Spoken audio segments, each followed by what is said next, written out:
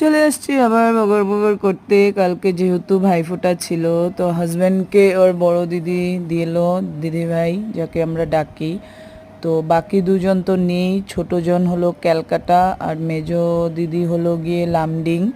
তো ছোট দিদি থাকলে ও দেয়, কিন্তু এবছর ওর মেয়ের পড়াশোনার জন্য ও ক্যালকাটা শিফট হয়েছে। তো একজনই ছিল বড়জন, তো বড় দিদি দিল এখানে।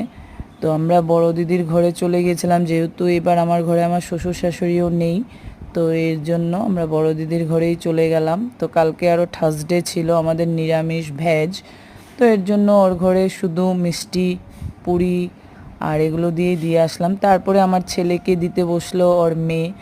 তো ওর মেয়ে তো আমাদের ঘরের বড় সবাই। তো আরেকজন যেজন ছিল মিঠি, তো মিঠি তো নেই, ওর জন্যই পড়াশোনার জন্য ক্যালকাটা ওরা শিফট হয়েছে। তো এবার মিঠিও নেই, মিঠিকে আমরা মিস করছি।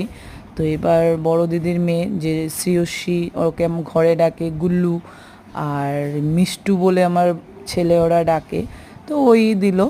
তো যাই হোক, এবার ওদেরকে মিঠিকে এবার মিস করলাম আমরা, না হলে প্রত্যেকবার মিঠি দেয়। তো আমি লাস্টে দিয়ে ছেলেকে বললাম প্রণাম করো, হাসতেছিল। তো যাই হোক, যেটা করতে হয়। তো এই হলো আমাদের ভাইফোঁটার আয়োজন।